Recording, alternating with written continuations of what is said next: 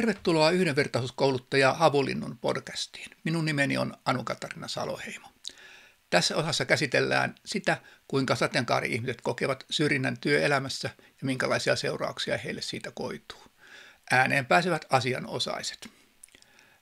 Mukana on myös kertomuksia siitä, kuinka asiat voidaan hoitaa niin, että työskentely omana itsenään onnistuu ongelmitta. Täällä Raksaalalla piirit on aika pienet. Samat porukat kiertää työmaalta toiselle ja nosturikuskit tunnetaan tai tiedetään aika laajalti saman alueen työmailla, jos ei muuten, niin huvut kiertää. Nosturia olen ajanut nyt sen 15 vuotta. Lähes koko tämä aika on mennyt visusti kaapissa tiukka roolihahmo päällä. Jopa niin tiukka, että mulla oli vuosikaudet 2 puhelinta, toinen minun ja toinen tämän työssä käyvän roolihahmon.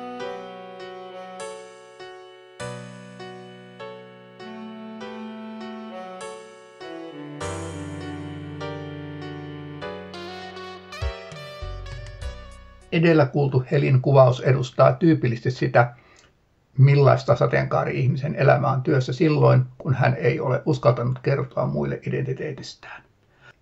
Työ voi sujua, mutta työssä viihtymistä haittaa jatkuva salailu ja pelko siitä, että asia paljastuisi. Paine voi kasvaa lopulta kestämättömäksi, samoin pelko paljastumisen seurauksista. Viimein tuli mitta täyteen. Väsyin totaalisen täysin roolileikkeihin ja halusin olla vaan minä. Tuntui, et olin niin väsynyt, et vaihtoehtona oli ranteet auki tai kaapista ulos. Päätin tulla ulos ja lähdin korjausprosessiin. Prosessin alkuvaiheissa tutkimusjakson ajan olin vielä visusti kaapissa töissä, kunnes sitten jäin kesälomalle. Palasin lomalta helinä töihin. Tämä oli ehkäpä elämäni pelottavimpia asioita. Ajattelin, että mut lynkataan ihan täysin ja haukutaan pihalle, että mun työnteosta tehdään niin kauheeta paskaa, etten voisi enää olla Raksalla töissä. Kyllä sellaiseen pelkoon voi olla syytäkin. Vaikka 2020-luvulla ihmiset osaavat suhtautua kanssaihmisten moninaisuuteen yhä luontevammin, kaikkialla ja kaikille tämä ei ole vielä totta.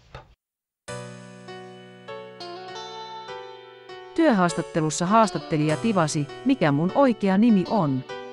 Kun vastaus oli, että se on ihan oikeasti Olga, kysyttiin vielä, kuinka monta päivää viikossa olen Olgana. Kysymykset jatkuivat tästä siihen, missä vaiheessa mun transprosessi on. Se, osasinko hoitaa ihmisiä, ei vaikuttanut kiinnostavan. Mainita tuskin tarvitsee, että töitä ei tuosta paikasta tullut.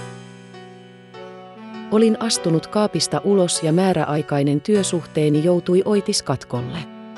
Selvisin jatkoon, mutta seinä tuli vastaan vuoden päästä, kun pitkäaikainen kokemukseni sai mennä ja tilalleni valittiin henkilö ilman minkäänlaista pätevyyttä. Yhdessä työpisteessä jouduin erityisesti yhden työntekijän kiusaamisen kohteeksi. Henkilö teki tahallisia ikäviä temppuja työni haittaamiseksi ja jopa pirskui jäynän onnistuttua nähteni. Kerroin kohtaamastani kiusaamisesta esihenkilölle. Tämä kehotti vain kestämään tekemättä elettäkään tilanteen katkaisemiseksi. Ilmeisesti esimies ei uskaltanut puuttua hankalan alaisen toimiin. Minulle oli suunniteltu tuossa työpaikassa vakinaistamista ja siihen liittyi 3 kuukauden kokeilujakso. Jaksoin 3 viikkoa. Työtovereissa kiusaajia löytyi myös muista työpaikoista. Yksi heistä oli todennut kovalla äänellä muiden työtoverien ja vanhusten omaisten läsnä ollessa, kuinka häntä hävettäisi tulla töihin, jos olisi tuollainen kuin minä. Suomessa seksuaalivähemmistöihin arvioidaan kuuluvan 10–15% ja sukupuolivähemmistöihin 5–10% väestöstä. Euroopan unionin perusoikeusvirasto FRA:n kyselytutkimuksen mukaan 92% suomalaisista sateenkaari-ihmisistä salaa työpaikallaan identiteettinsä ainakin jossain määrin. Vain 8% heistä on työelämässä täysin avoin omasta identiteetistään. 20% ilmoitti kokeneensa syrjintää työpaikallaan. Vähemmistöasemaan liittyvä salailu, pelko syrjinnästä ja toiseudun kokemus ovat osa vähemmistöstressiksi nimettyä usein jatkuvaa stressitilaa. Vähemmistöstressillä on suoria negatiivisia vaikutuksia yksilön fyysiseen ja psyykkiseen terveyteen ja sosiaaliseen selviytymiseen. Vähemmistöstressin vaikutus näkyy laajasti sateenkaari-ihmisen elämäntilanteessa.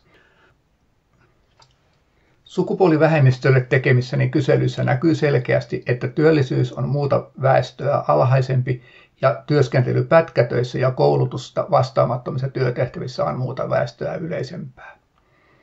Identiteetin salaaminen on yleistä syrjäseudulla, joilla syrjintä on yleisempää, ja useimmat muuttavat suurempiin asutuskeskuksiin voidakseen olla avoimesti oma itsensä. Syrjivä työelämä ei ole kuitenkaan välttämättömyys. Asennemuutos on vähentänyt syrjintää, mutta usein sen selättäminen vaatii konkreettisia toimenpiteitä. Suomen lainsäädäntö kieltää syrjinnän ja edellyttää työnantajalta toimia sen estämiseksi. Tavoitteena on, että jokainen voisi olla työpaikallaan ilman pelkoa siitä, että hänen erityisyytensä vaikeuttaisi työntekoa. Varsin pian, syksyllä 2007 työpaikkaani ylläpitävän yhdistyksen jäsenistö näytti silloiselle hallituksellemme kaapin paikan ja pisti sen vaihtoon.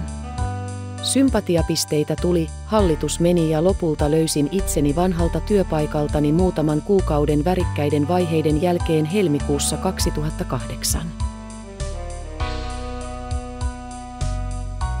No mut ennen tätä lomalta paluuta otin työmaan vastaavan mestarin pomoon yhteyttä ja kerroin hänelle kaiken. Hän lähti samana aamuna työmaalle kertomaan asiasta vastaavalle ja työmaamestareille. Hän myös muutti tietoni ja nimeni kaikkiin firman järjestelmiin.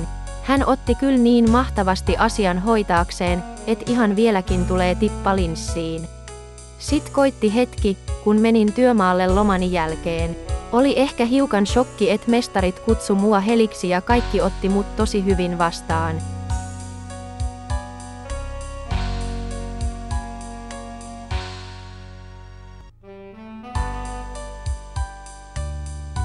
Informoin harjoittelupaikkaa siitä, että olen transihminen ja että minua on kutsuttava Eliseksi.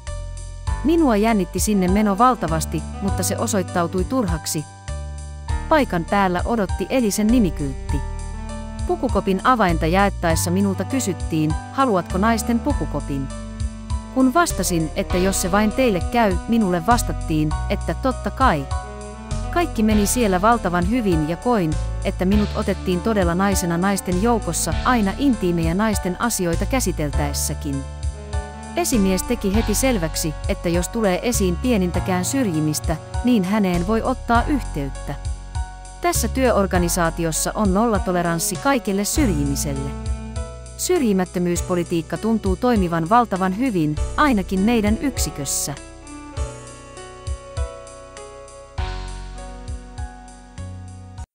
Työntekijä, joka kokee olevansa osa työyhteisöä erityisyydestään huolimatta, kykenee olemaan innovatiivisempi, sitoutuneempi ja tuottavampi. Työyhteisö, jossa tämä on mahdollistettu, on hyvä toimintaympäristö kaikille työntekijöille. Tasa-arvolain muutos sinetöi jo vakiintuneen tilanteen.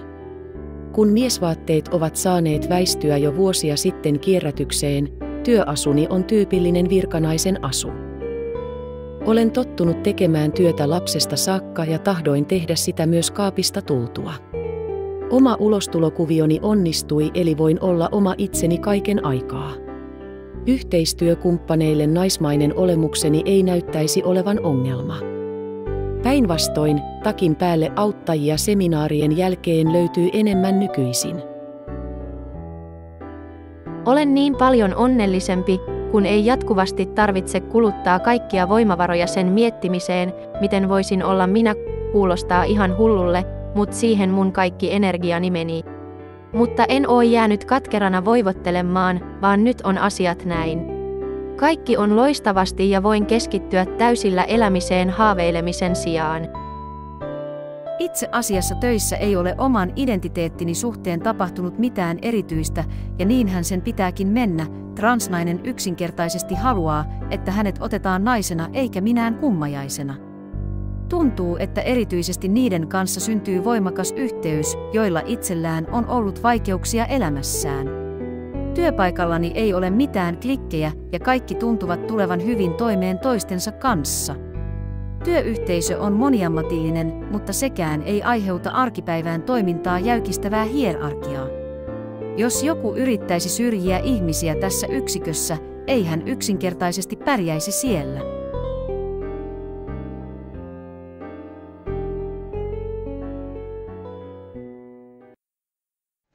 Yhdenvertaisuustavoitteiden saavuttamiseksi työorganisaatiot saattavat tarvita koulutusta johtamisessa, esihenkilötyössä, rekrytoinnissa, viestinnässä, asiakastyössä ja lakisääteisten yhdenvertaisuus- ja tasa-arvosuunnitelmien laadinnassa.